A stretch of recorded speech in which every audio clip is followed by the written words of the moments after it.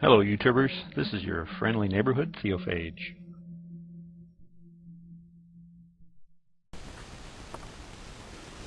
Okay, so I've been meaning to do a video on morality for quite a while. In fact, I kind of promised Epidemic 2020 that I was going to be doing one. Him and I, for a little while there, were writing back and forth in private messages about his stance on morality.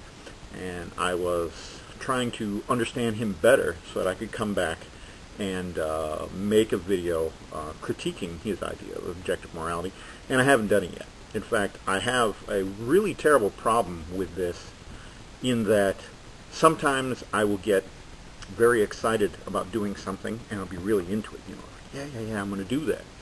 And while that excitement is there, if I don't do it, it'll eventually run out. And once it runs out, I probably won't ever do it. I have a real hard time getting back into something after that initial excitement has worn off. And that's why I'm making this video. This video isn't that video that I intended to make, but this is about morality. And I was just watching the debate here on YouTube between Lawrence Krauss and William Lane Craig. And one of the things in the question and answer section at the end, Craig is asked a question about morality, and he reiterated something that I've heard Epidemic 2020 talk about also, and I hear actually a lot of people talk about it. The fact that given that if objective morality exists, that atheists don't have a ontological grounding for objective morality. They don't have a good explanation for where that objective morality would come from. Whereas the theists, the objective morality, of course, comes from God. And, a lot of times us atheists, we object to the idea of objective morality coming from God because if God's commands are those objective morality, then, God could command what was objectively moral one day to be different the next day. And Epidemic 2020 and of course William Lane Craig have a good response to that. That fact that objective morality doesn't come from God's commands, it comes from God's nature, and that of course God wouldn't issue commands which go contrary to his nature.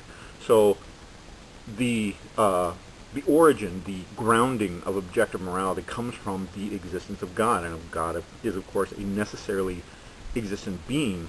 God has the properties he has necessarily. It has to be, it can't be otherwise, and that is why objective morality must exist.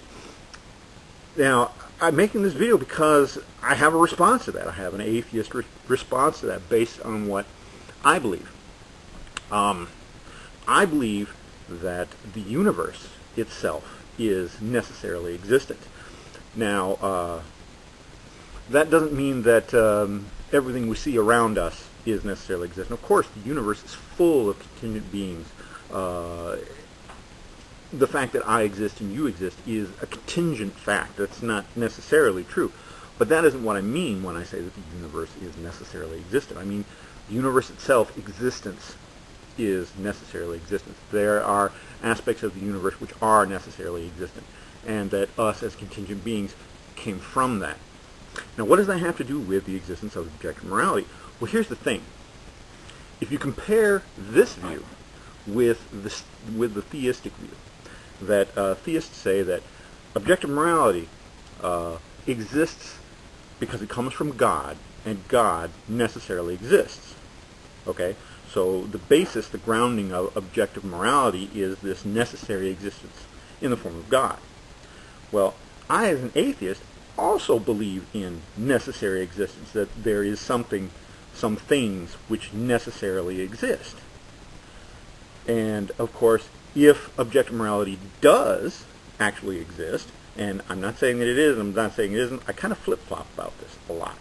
But my point being, if it does, then my grounding for the existence of this objective morality is in the necessity of the universe.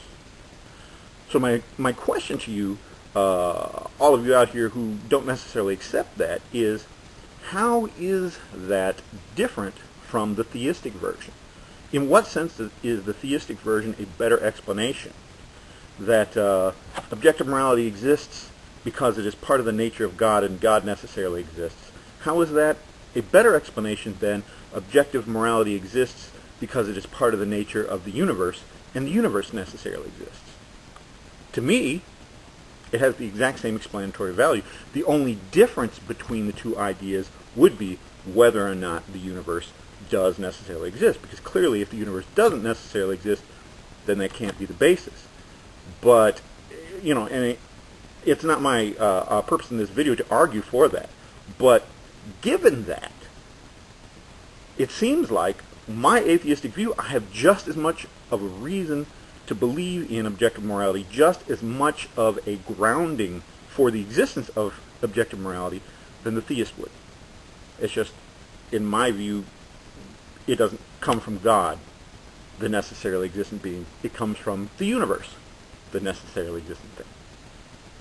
So, anyway, leave me comments about this. Send me a private message. Make video responses. Do something. Talk to me about this. If I'm wrong about this, if it doesn't make any sense, let me know. Thank you.